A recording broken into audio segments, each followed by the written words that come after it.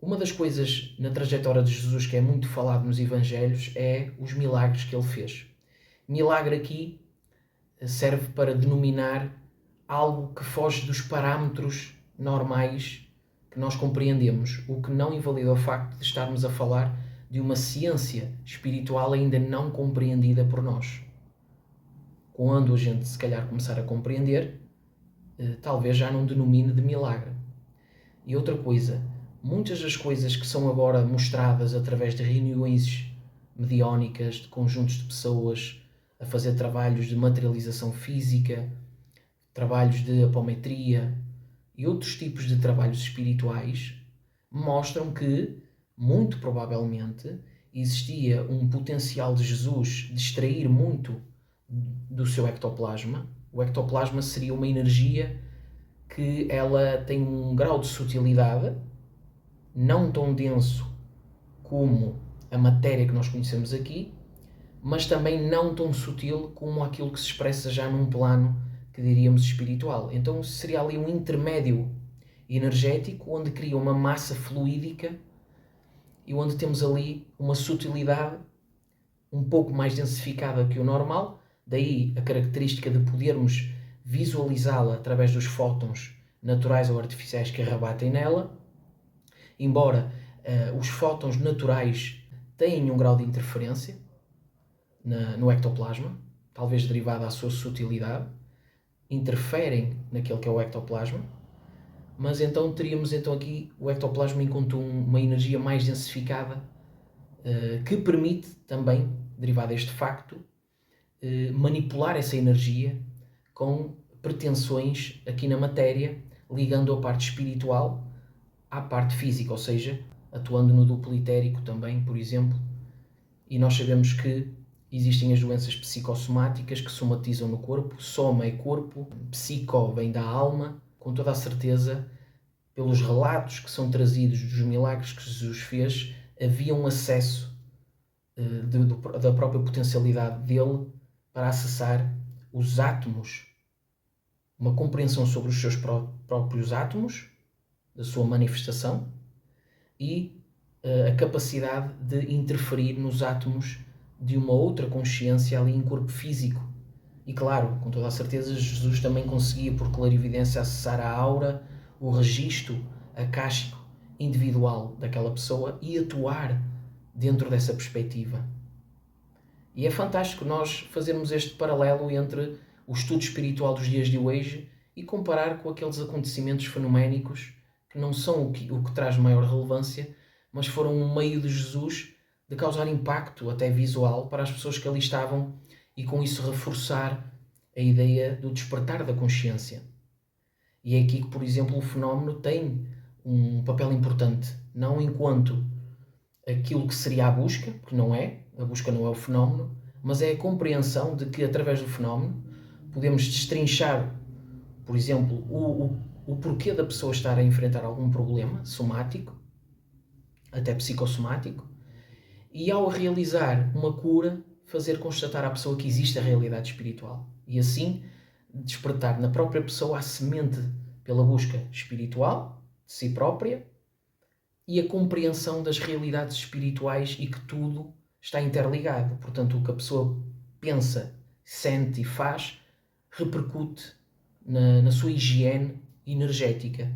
E é aqui que o fenómeno, o milagre, como o apelidaram e nomearam, é aqui que ele tem um papel fundamental na vida de Jesus. O que também não descarta a possibilidade de Jesus ter uma enorme mediunidade, porque não podemos descartar isso, e ter equipas espirituais que se utilizavam as energias, e eu não estou a desmerecer a energia de Jesus, mas ele podia, e isso não desmerece Jesus, ele podia atuar sobre uma forma grupal, com uma missão espiritual, e agir nas próprias pessoas.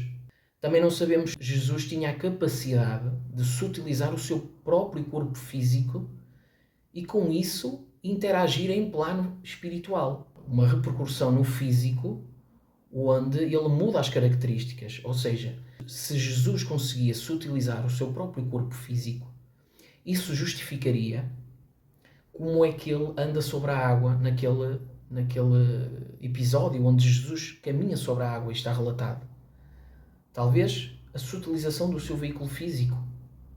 Porque nós, em corpo espiritual, por exemplo, quando saímos projetados, a interação com o campo energético deste plano físico é uma interação diferente, porque estamos a manifestar-nos num veículo mais sutil.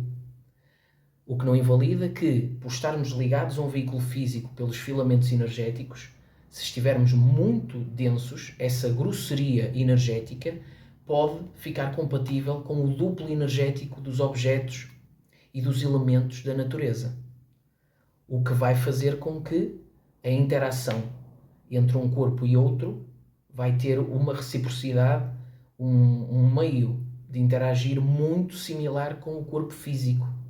Ou, por o contrário, seria em projeção nós estarmos sutilizados e essa interação não acontecer, ou seja, o espaçamento dos átomos em veículo físico torna esse veículo mais sutil e com essa sutilidade há um transpassar, por exemplo, por aquilo que é o duplo energético dos objetos e dos elementos do plano físico. E, portanto, há aqui várias nuances. Por exemplo, não podemos também descartar que Jesus, nesse episódio que ele caminha sobre a água, ele poderia estar projetado. E os próprios discípulos que estão ali no barco constatarem uma visão por clarividência de Jesus a andar sobre a água. Não posso descartar também esta possibilidade. E quando eu falo em sutilização do próprio corpo físico, sutilizando e podendo se manifestar por aquilo que a gente conhece pela sutilidade espiritual, nós vemos isso, por exemplo, no livro do Yogananda. A autobiografia de um yogi mostra lá seres como Babaji, Mahavatar Babaji, que também é um ser que eu ainda não citei, mas que eu coloco também, não é fazer aqui uma competição entre mestres, mas eu coloco também ao lado de Jesus, ao lado de Ramakrishna, ao lado de Buda, como um ser também fantástico, um mestre espiritual que, segundo alguns relatos, ainda se apresenta na psicosfera planetária e ainda atua espiritualmente no nosso planeta.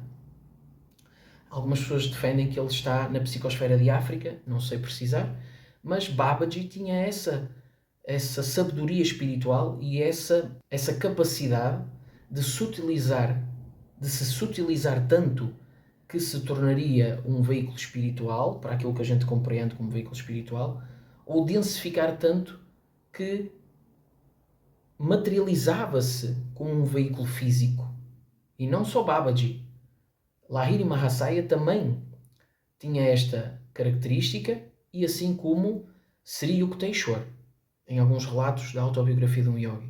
Portanto, por que não Jesus Cristo também ter esta capacidade de sutilização e densificação do seu corpo, da sua manifestação, seja ela física ou espiritual?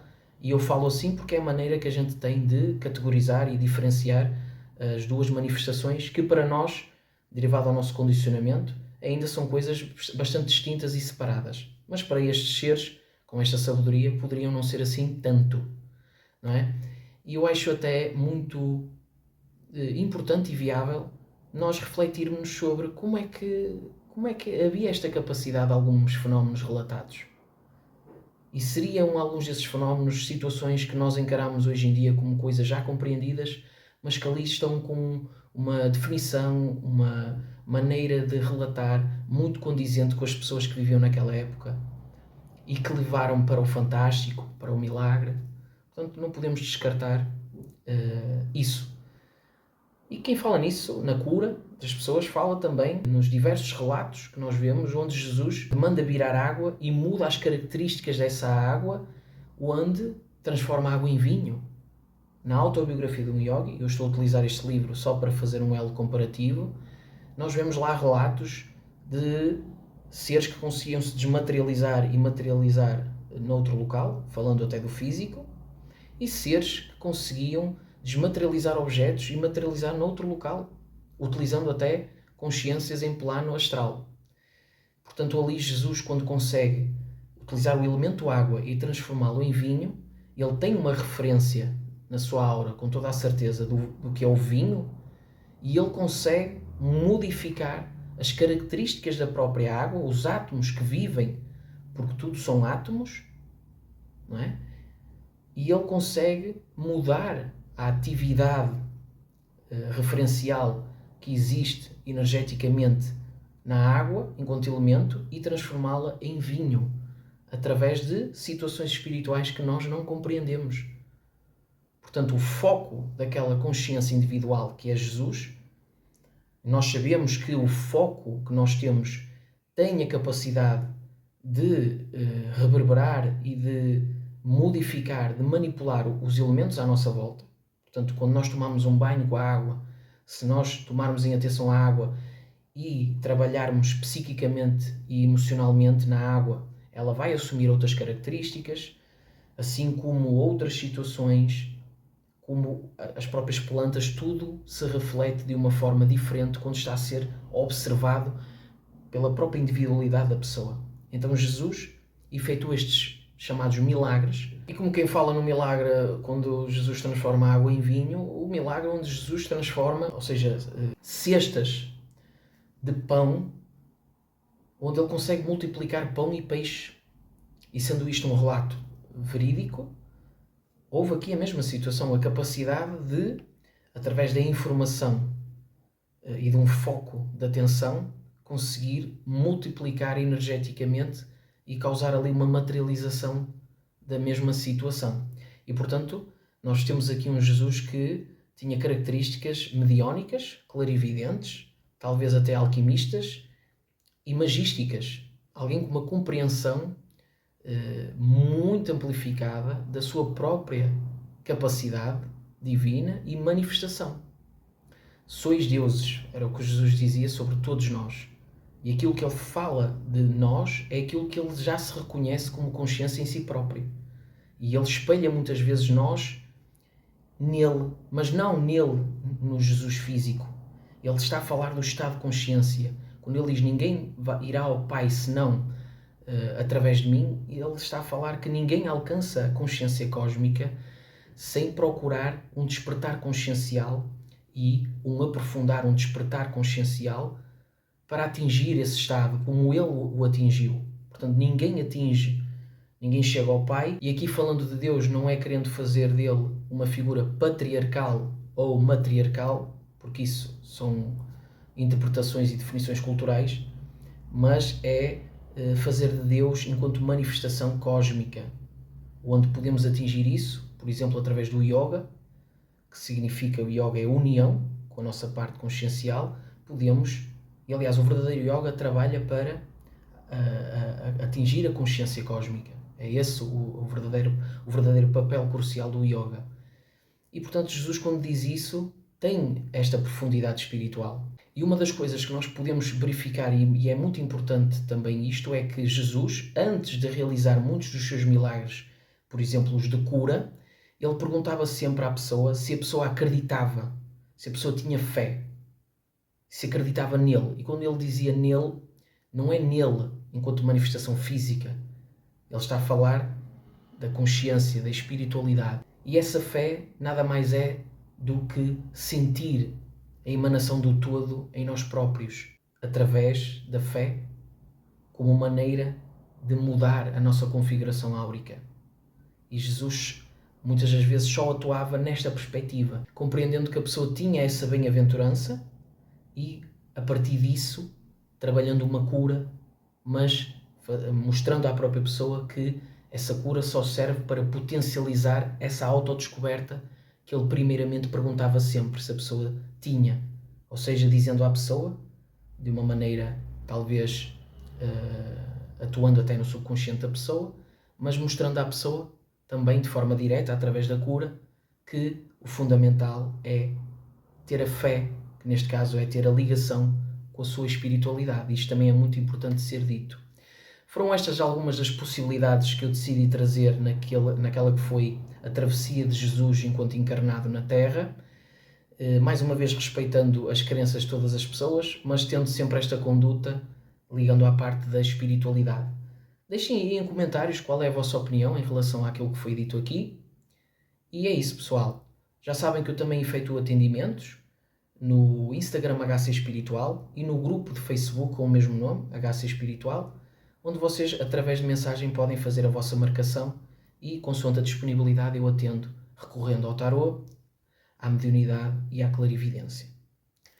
Muito obrigado a todos pela atenção, muita paz e muita luz, e não percam os próximos vídeos no canal.